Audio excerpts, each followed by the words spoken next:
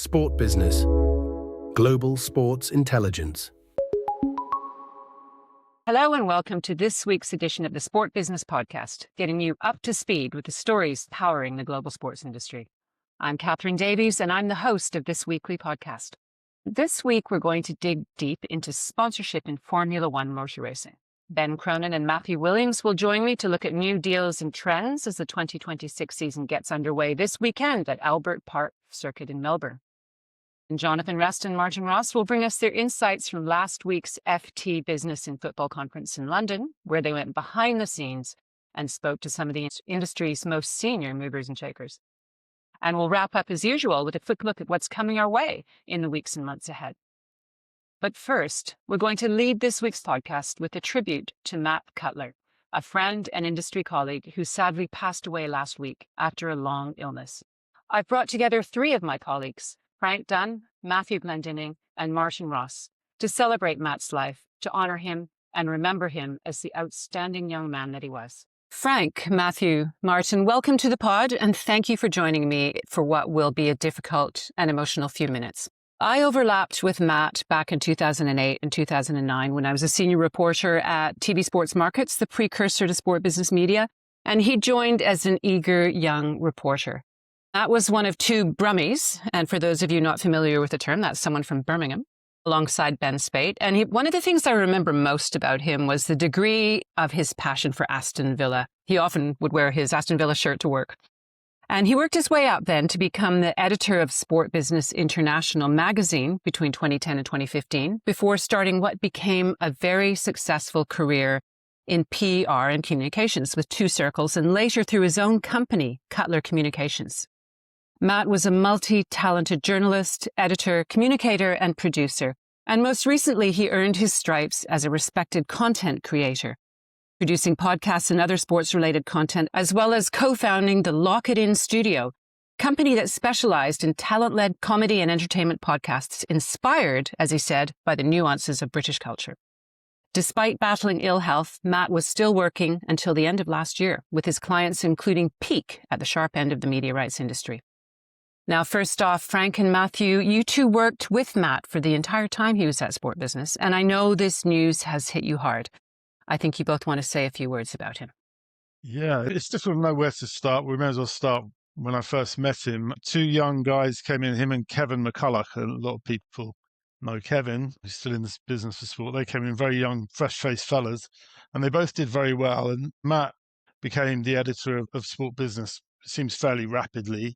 And he did it without sort of rubbing anyone up the wrong way or sort of, he wasn't like, you didn't feel like he was someone who was trying to climb the greasy pole. He did his job. He was very affable. And yet he'd always produce a beautifully turned out magazine, as it was in those days, without much stress. Yeah, he loved Aston Villa, but in a funny sort of way, sport didn't really define him, but I think we'll get to that. What I do remember particularly about those days is when we were having meetings, he would sometimes kind of sit cross-legged on a table, like slightly zen, listening to people and then chipping in. He had an unusual sort of style, but always the end result was great, and it was very enjoyable working with him.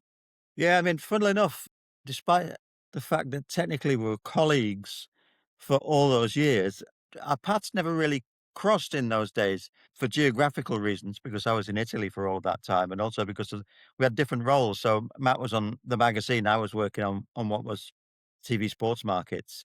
So it was only really after he'd left that I got to know him, started to collaborate on things. We worked on things where he was helping me. So when he was at Two Circles, he'd be helping me with stories, ideas. He did a brilliant podcast. It would have been the summer of 23 about piracy in sports. And he asked me to make a little contribution to that. And he was really, really proud of that. It got great traction. It was one of the things I think he did with Richard Gillis. It was picked up by The Athletic. He was interviewed by, I think, the FT, Talk Sport. There was a lot of that. And certainly with me anyway, his favorite mode of communication was DMs on LinkedIn. Everything was DMs on LinkedIn. And we would be exchanging messages continually in the years after he left. And I think the thing that I would point out for the things that we worked on together, I think there are three qualities that always struck me about everything that he did, that he brought to. One of them was knowledge. He always knew what he was dealing with. He was always well prepared. The other was enthusiasm. Whatever he had, he had great enthusiasm for. And there's one thing I want to go back to in a moment. But the other thing was the sense of humor. He had a funny take on everything. And when he left Two Circles, I remember calling him up because I was really surprised. And I said, this sounds like a fantastic gig and it sounds like you're really enjoying it. Why are you leaving? He was just bursting with ideas. I mean, that's another thing, I guess, with Matt, that he was an ideas man. He always had an idea on the go. He always seemed to have 2 or 3 plates spinning at any one time. And my profound regret, and I've been thinking about this so much over the last few days, is that he approached me at the beginning of last year and he had this idea that me and him were going to basically do what was going to be perhaps a fairly biased story about the Glazers and Manchester United. And he called me up one morning and he had it all mapped out. He had practically storyboarded the whole thing. And it was going to be 4 one-hour podcasts and I would front it and he would produce it, vox pops and experts and everything.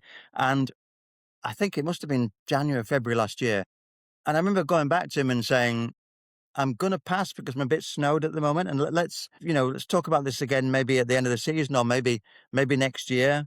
And that's the kind of thing that comes back to me now because I'm thinking Matt would have known then that he was ill. He would have known that he was very poorly. I didn't know. I had no idea.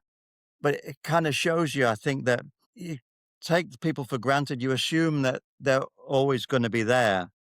And, sadly, that's not always the case. So I think as well as having lots of positive memories and recollections of a lot of the laughs that we had together, I've been slightly eaten by that regret in the last few days because not because I think it would have made us rich and famous, but because it would have been an opportunity to work with Matt really closely, whether it had been a few weeks or a few months. And I'm sure about 2 things. One, had we done it, one is that he would have made a brilliant job of it because he knew he knew the medium, he knew what he was doing, he was very proficient. But the other, we would have had a massive laugh making it, no question. So it's kind of a bit of a painful few days for me thinking about how blithe we can be with people, taking them for granted, not really valuing them when we're around. And the last few days have been processing it, knowing it wasn't even 40. It's tough. It's been a tough few days, I think, for all of us. And the last time I saw him physically, I guess, I had tickets for an England-Italy rugby game and I thought I'd ask him along. We had a very nice time. And then as we're heading back to Twickenham tube station, I thought I'd better ask Matt a few sport business questions. I might be able to get a few leads there. So what's going on, Matt? And he gave me about 3 brilliant leads, 2 of which ended up in stories, which is very Matt. You spend some time with him. You don't necessarily talk that much about the business of sport. Then when you do, he's got his finger on the pulse of something. And that was the kind of ease with which he shared and collected information was a great skill. Yeah, I mean, I knew and respected Matt for a long time, sort of as a member of the opposition, as it were. I worked for SportCal for many, many years. When he was at TV Sports Markets and Sport Business Magazine, I found him, as Frank said, really knowledgeable, really sharp. I found that he didn't necessarily kind of seek the limelight, but he was sort of brilliant in it. If we think back to SB Weekly, which is a podcast he launched in 2016, doing it, it's a decade ago, but, one of the real early movers and doing kind of punchy interviews with industry people and shaking things up a bit. I just don't think not many people nail journalism and comms.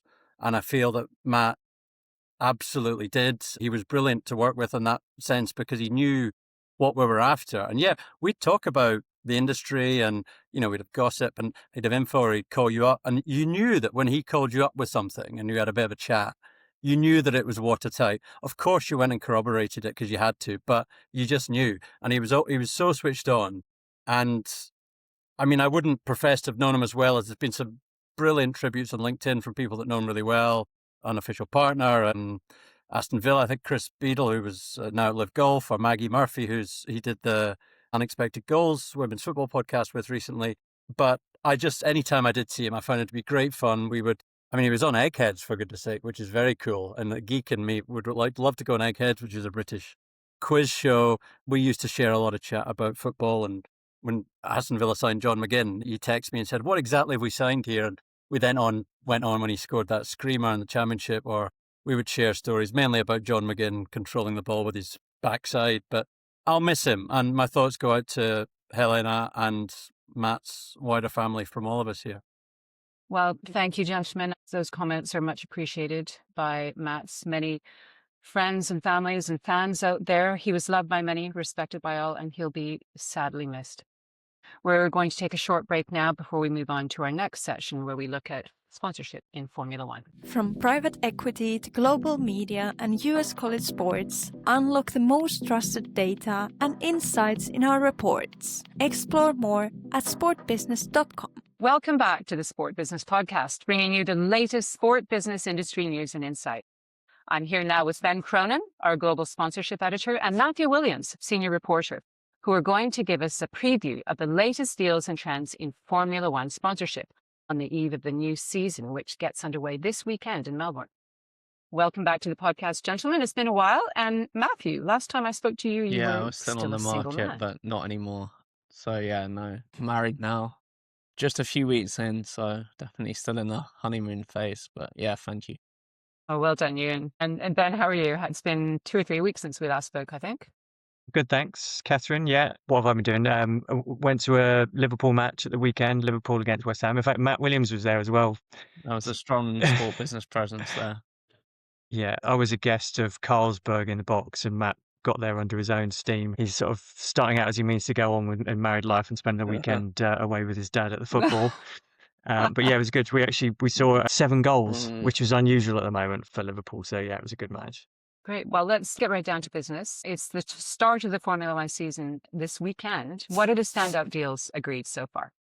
Yeah, so I think there's been, as ever in January and February, there's been a run of a high volume of deals, but also some interesting deals that were agreed and announced last year that are starting now. In the former category of recently announced deals, I'd say Barclays and Williams is a real standout of late. It's had the industry talking, our sources in the market. If there's one topic that's been at the top of their minds, I'd say it's that one. Mostly because it was an unusual situation where Williams already had a sponsor in the banking category, Santander, with time to run on their contract. They were set in and there was no vacancy there, for Barclays to fill. We'll be analysing it in more detail on Sport Business Sponsorship in the coming weeks, but we can say now that it is their second most lucrative deal in terms of annual value, and it replaces a deal with Santander that was sort of middle of the pack for their partnership portfolio.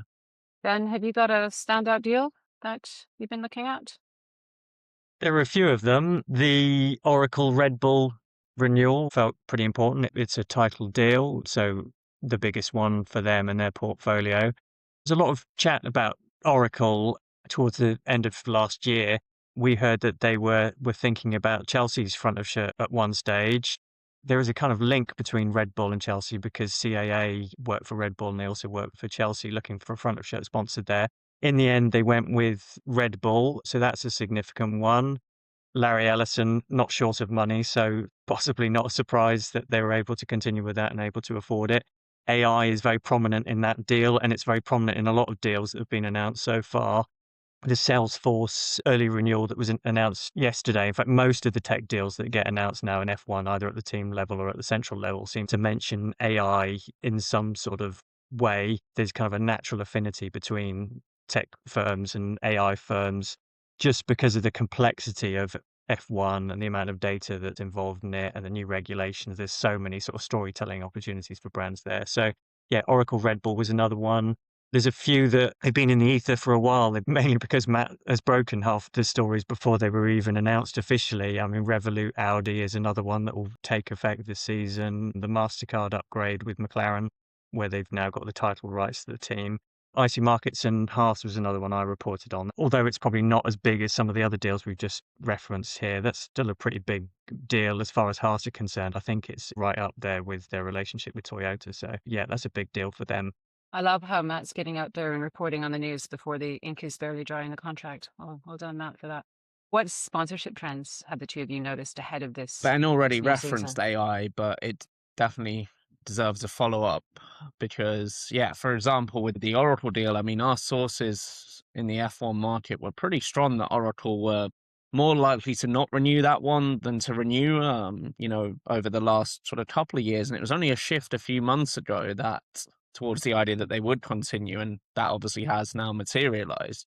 And I understand that significant reason in that decision was the opportunity around AI, and they're actually going to be launching probably the most visible asset, or one of the most visible assets in the activation of the sponsorship moving forward, will be this AI strategy agent, trackside AI strategy agent, that's going to be utilized by Red Bull Racing Team in their race day operations. And they're obviously going to be looking to tell that story through the activation of that partnership. And yeah, I understand that opportunity, and obviously the sort of synergies between F1 and AI and the integrated role it can play was a major reason why they continued. And then we've seen several other teams make significant strides in the AI market over recent months as well.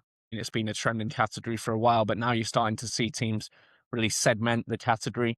Likes of Williams and Aston Martin signing multiple deals in the space, just two of a couple of examples of that, really. Well, you reported that McLaren was about to strike a deal with Etihad, which has now been officially announced. What is the significance of that deal? Yeah, it always amazes me that McLaren have got any room on their car for any more sponsors, because they've got so many different brands in their portfolio, but they actually kept a space free on their rear wing. They actually just had the McLaren logo on the rear wing in preseason testing. So we suspected that might be where Etihad would appear, and sure enough, that's what's happened. It's obviously the connection between wings in aviation and wings in F1 cars. It's interesting for me because there's a lot of airlines, pretty saturated at the central level. There's Qatar Airways has got the biggest central sponsorship deal. They've got activation rights at I think it's about 20 races, and then you've got a handful of standalone title deals with other airlines, like Singapore Airlines for the Singapore GP. Etihad itself has got a deal for the Abu Dhabi GP. But now these airlines are getting into team level deals. So there's this deal with McLaren. Qatar Airways have got a deal with Alpine. Aston Martin have got a deal, although it's a logistics airline, so it's not quite the same. And it's quite interesting. Some of the teams I've spoken to have said airlines always used to say, well, we don't want to be putting our logos on cars because of the crashes in the motorsport. I don't know whether that's just an excuse that they gave or whether that was a genuine reason for them not doing it, but they seem to have overcome those reservations now, especially these Middle Eastern airlines. I think the Etihad McLaren deal probably emerged out of the fact that McLaren have got links to the UAE. They've got a non-controlling shareholder, CYVN Holdings, which is obviously from the Middle East region and the UAE region. So yeah, I think it probably emerged out of that. There will be a lot of interest in how teams are going to do under the new technical regulations. How important do you think that is to that sponsors? is something that a lot of brands have got their eye on. In fact, I do know of a few cases where some brands, when F1 works on sort of cycles of new technical regulations that come in every 4 or 5 years, and I know of a few examples where brands actually will be more hesitant in the year when the new regulations are coming in, because they want to see how performance is going across all the teams, because it can completely shake up the order of the grid or introduce new players, or you can have teams pull back unexpectedly. And I mean, the early signs are that Aston Martin are slightly behind where they want to be, probably slightly is an understatement, in terms of on track this year with the new regulations. And people listening will have probably seen a lot of media coverage around that, and the team are caught in a bit of a storm at the moment. But from what I understand is the message they're kind of giving to brands is, don't panic. And I know of at least one brand who has asked the question, and, as you naturally would with so much noise around it, and perhaps been told that by the Japan Grand Prix, which is only a few weeks away, that things might look a little brighter. But it's certainly obviously something that sponsors are going to be keeping a close eye on, particularly the ones I would say that are, technological brands where their products are integrated within the team's actual, on track. There's a direct link to on track performance. Obviously, when they're trying to tell a story around that, they don't want the story to be the team's at the back of the grid and can't finish a race. That's the last thing they want. So sponsors are definitely keeping a close eye on it. I'd say that especially interesting this time with 2 new teams entering the grid. Well, one completely new team, Cadillac, the 11th team now joining, and then Audi, who've taken over the team that was previously Sauber. People are watching them from a performance perspective, but also commercially. And I think it's fair to say that the intel around Cadillac is that they're sticking to quite high price points, looking to It's a classic kind of fewer, better, bigger strategy. But they're being quite steadfast around that and not panicking. And that's why you haven't seen a high volume of deals necessarily from them in relative terms. On the Audi side, they've been more active, I would say. Ben referenced the Revolut title sponsorship deal. That was obviously a big one. But they've also been able to bring in some other significant deals with well-known brands. So I think the general feeling around the market is looking at what Audi's done so far and being quite impressed. And also, there was always an expectation that the Audi brand name coming into the sport would carry some weight and commercial appeal. And I think particularly with German brands, we thought that would be the case. And you'll see when people are watching the Grand Prix this weekend, you'll see all their team kit, adorned with the Adidas logo. And it's no surprise that they were able to sign a significant partnership with, obviously, Germany's biggest sportswear brand. I think it really depends on the sponsor, how bothered you are about where a team finishes on the grid. So I remember speaking to the CMO of Crypto.com, which doesn't sponsor any teams, but he was talking about his central deal. And he said, well, if I was a CMO of a brand and I didn't have, a huge budget, I'd strike a deal with one of the middle of the grid sort of team, because he thought that, well, at that time, Red Bull were running away with it. And he said, actually, the media value isn't that great because they're so far ahead. There's no jeopardy. And the broadcast coverage focuses on the battles in the middle of the grid. But it really depends on the brand. And not all of these deals are brand awareness. Some of them are about client entertainment. If some of these banking deals, they're about taking high net worth individuals to races and trying to win their business. And there was an interview I did with the CMO at Atlassian, and she said, just before they did the title deal with Williams, she said that they wanted to be part of that story of progress. So it didn't really matter that they were sort of not doing so well when they signed the deal with the team, because they wanted to sort of go on a journey with them and get better. I mean, there is a bit of a problem. Aston Martin might have sort of sold sponsors the dream a little bit. We spoke to a few agencies last year that said that the prices were going up on the back of signing Adrian Newey as their technical advisor. And so, the problems they're having, and reports this morning were that the car's only going to be able to do 20 laps because it's vibrating so much that drivers will do themselves nerve damage if they drive it for any longer. I don't think that if those sponsors were sort of sold that dream, there might be a bit of I think it is like I referred to. It's the endemic brands that are trying to use it as a tech showcase where team performance would be more of an issue. So, like Ben says, it is very dependent on category, but there are some that are really trying to integrate their technology and showcase. When we talk to brands and write features on them for sport business sponsorship, we get a lot of brands in F1 tell us about this sort of showcase opportunity. And obviously, if performance is really negative or really below expectation, it's hard to tell the same story with the same impact. We also shouldn't forget that at the central level, Standard Chartered have been brought in. And I think that's a significant deal, not just in a Formula One sense, but also in the sense that Standard Chartered as a brand, they've, for 15 years now, been front of shirt sponsor for Liverpool in the Premier League, and that's been their main sort of sponsorship output, as well as some work with marathons. But it's interesting to see, with one season left after this one on the Liverpool deal, that they've committed to a major deal with F1 now. So it's just something to keep an eye on as to what the future of that Liverpool deal is in the context of deciding to make a big step into F1. Thank you both, gentlemen. Great overview and good insights into the deals and trends as the engines start revving for the start of the 2026 season. We're going to head over to the media team now, who are going to give us a roundup of their latest insights from last week's FT Business and Football Conference.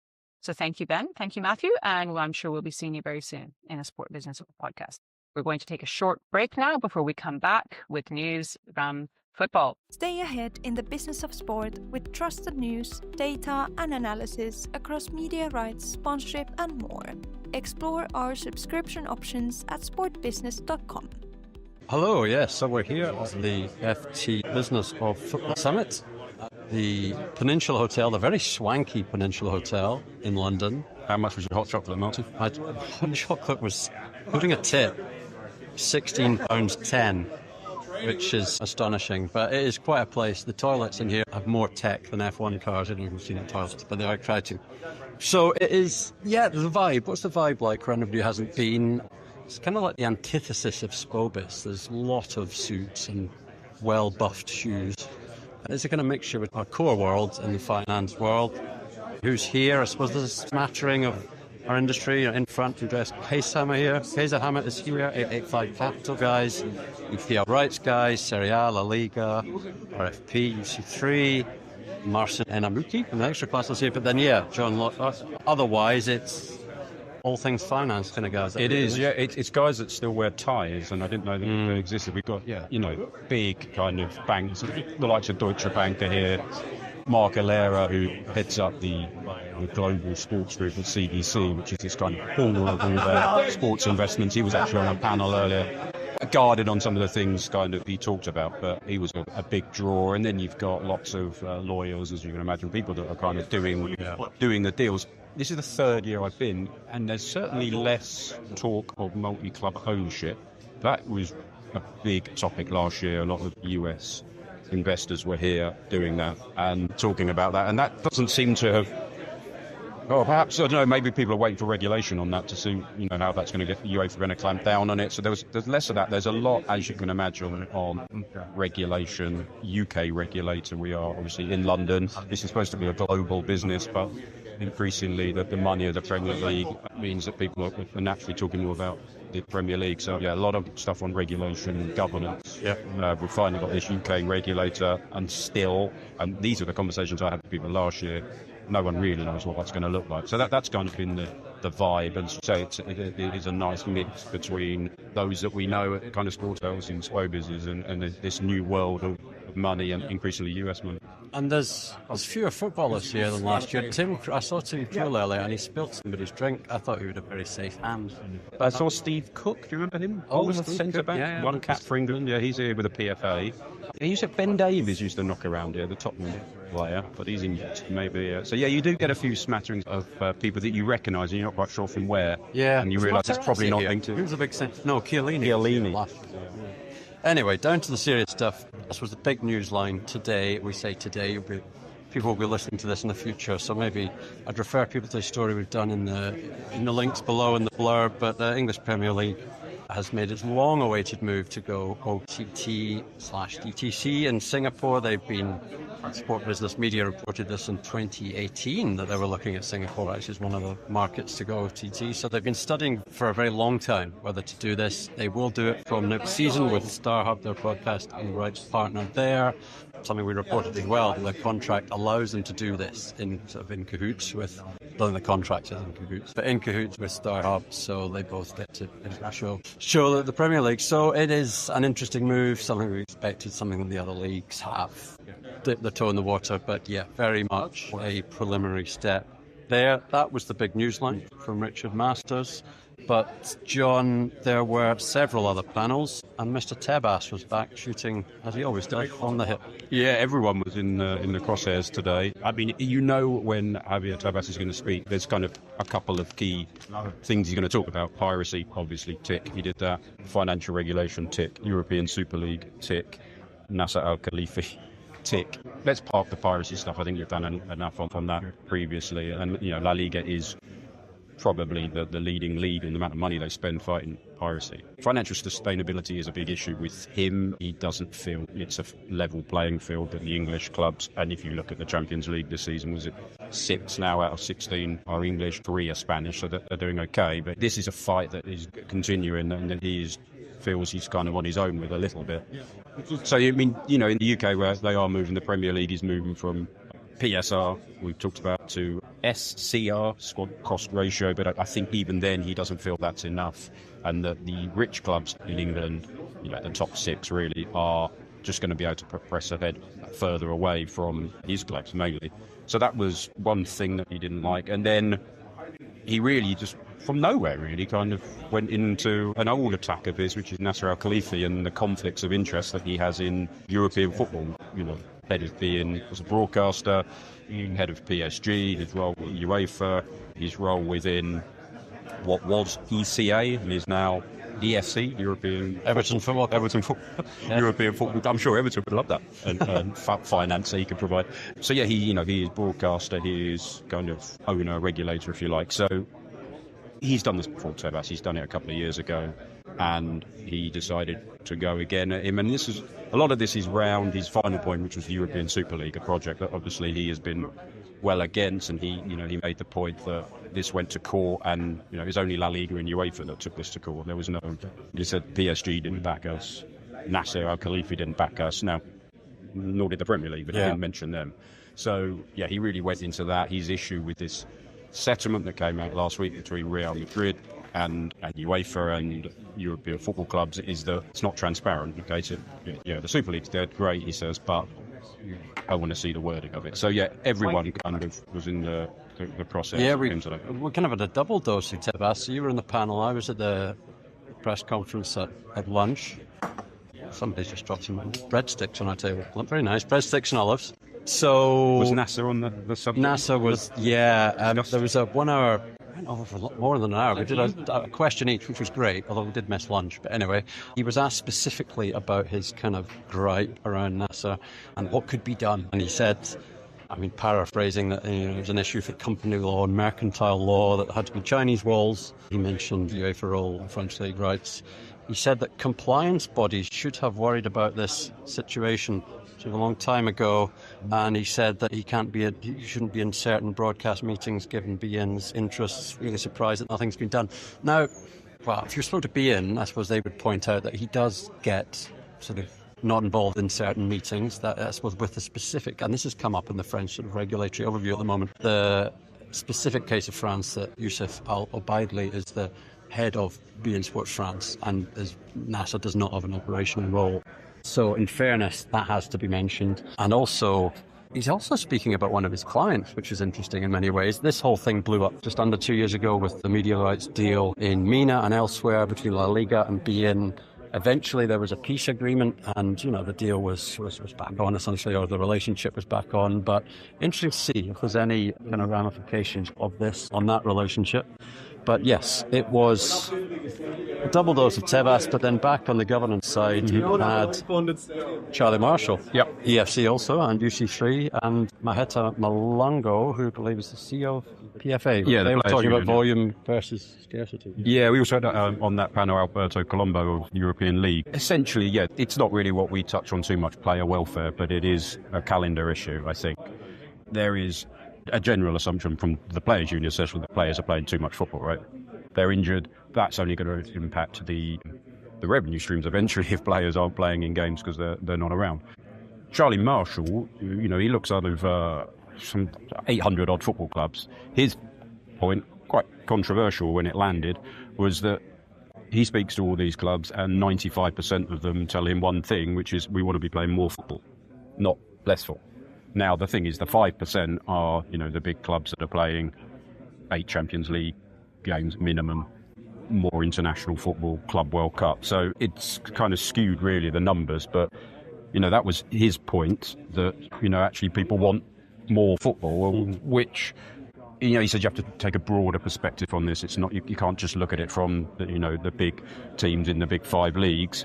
So, and he said, if you look at attendances are up everywhere. So therefore, people are, I think he said, addicted to volume. Commercial interest is up. We've seen that with UC3's recent sales process, 20% up in the big 5 markets. Now, Maheta Malango, former player, lower tier player, as he was quite keen to tell people, he can go on our 5 team. Exactly, he can. Yeah, and he brought up the NFL, 17 games, for which they're turning over $10 billion in revenue. So the Premier League is, north of $4 billion for 38 games. So, scarcity. Great quote of his. He said fans are paying 100% of the ticket price and only getting 60 to 70% of the show, i.e.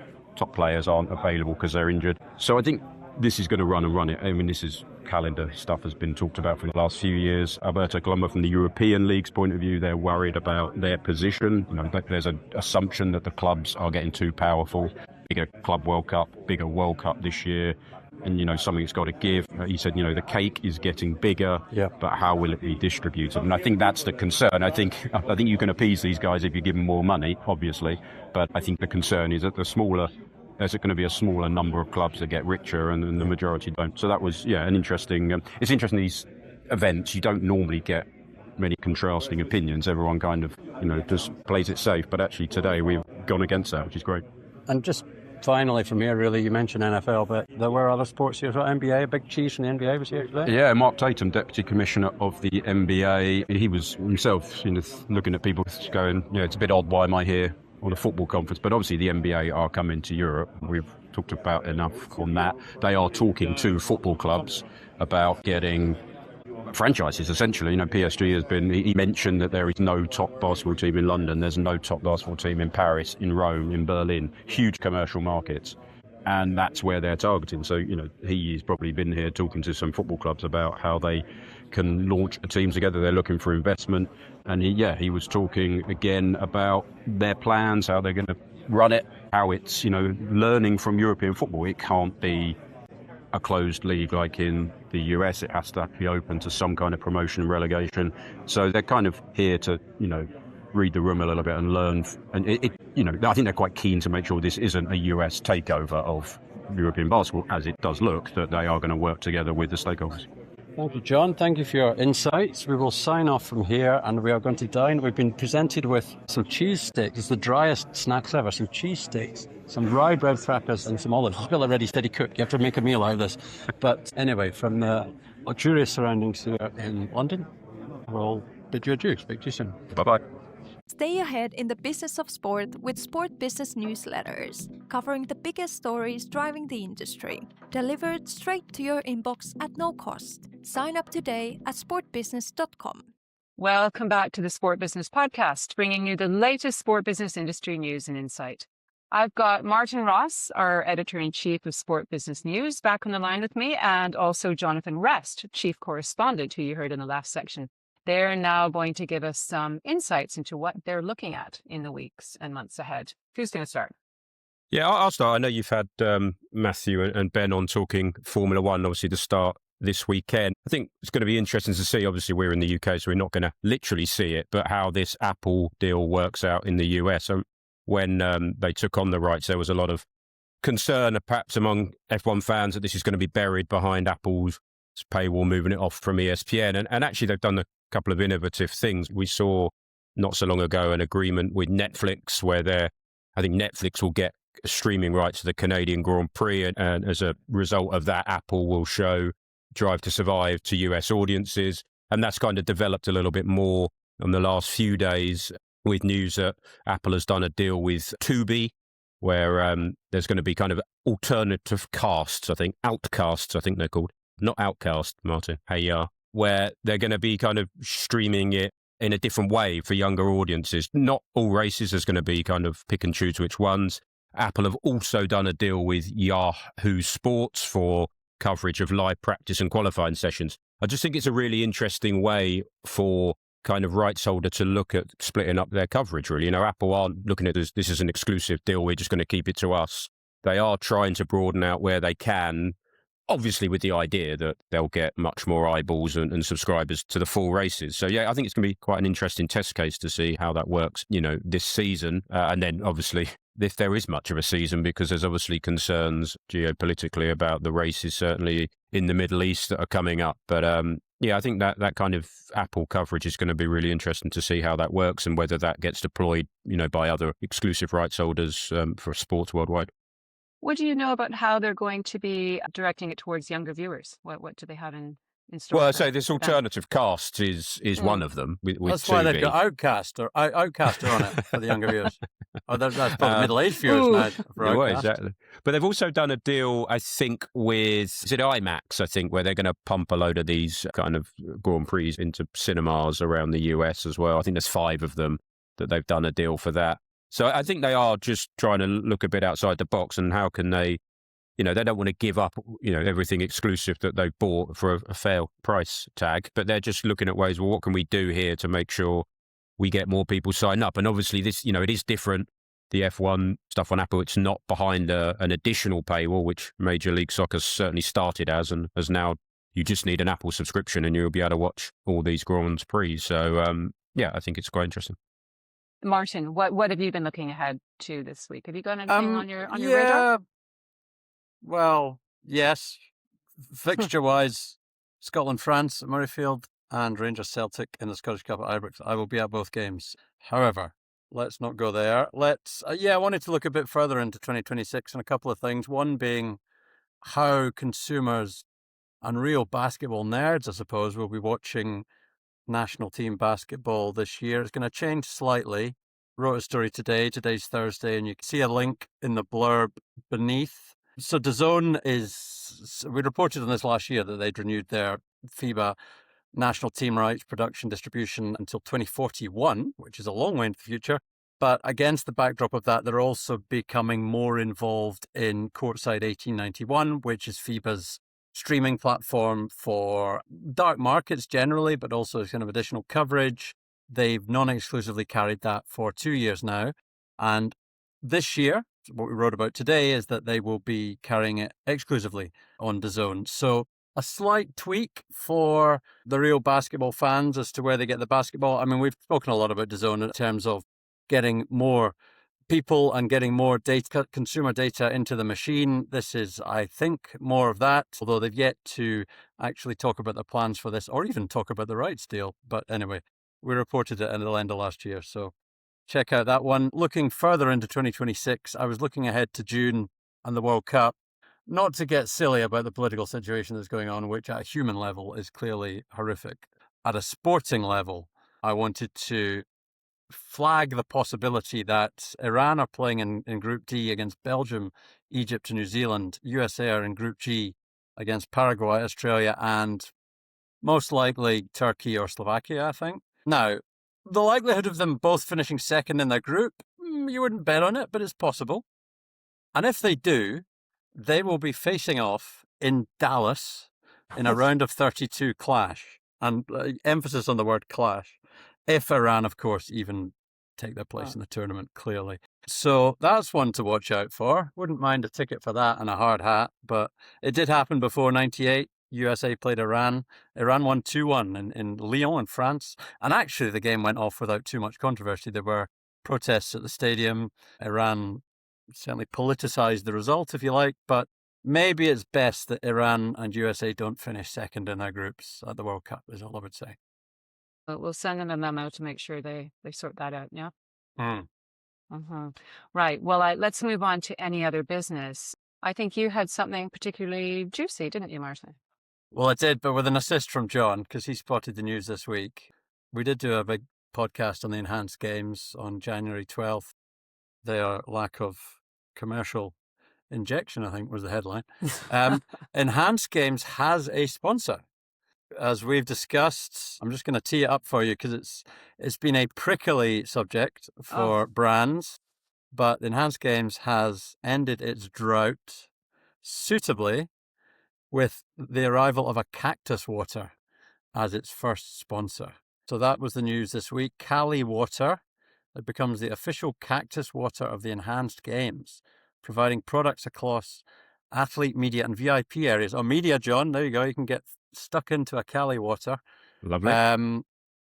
So, yeah, there will be branding throughout the Enhanced Arena. So there we go. Let's see. They told us mid-January for the first sponsorship. I'm not going to be, too critical of this because they've got one. So let's see if they get some more before May. But there we go. Is there much demand for cactus water in Glasgow? Martin, I've never tried it myself. It seems like a East London kind of. There's not much demand for water, full stop, John, unless it's got something in it.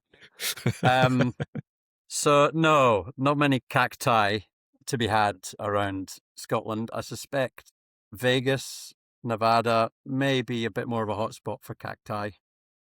Indeed.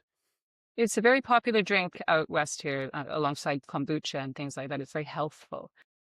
I say you need to try it before you can really endorse it. It's interesting, but people swear by it. So there you go. Anything else? Got anything else on your agendas that you're looking forward to, or any other business? No, that's the prickly subject out of the way. Job done. Martin, where are you at? Are you done for the week? What are you looking forward to next week? What's going to be your story that you're chasing in the coming days? Well, we don't give away our secrets. There's actually a story I'm chasing in the world of Frisbee, but I'll save that for next week. John knows about it, but I don't want to give it away. Yeah, we don't want the readers to catch on. Right. Well, on that very happy note, I think it's time to wrap up this week's podcast. Thank you very much, gentlemen. We'll be back again next week with the Sport Business Podcast, and we'll be seeing you all soon. To our listeners, if you want to know more about today's stories or any of our other reports and analyses, and especially if you're looking for the world's largest collection of accurate rights fees across media and sponsorship, you know where to go. Take a look at subscription options on our website or get in touch with us via email at info@sportbusiness.com. And that's info@sportbusiness.com.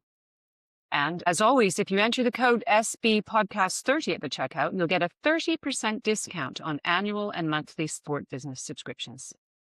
Please don't forget to share your thoughts on this episode and give us your feedback in a review on the Apple Podcast and Spotify platforms.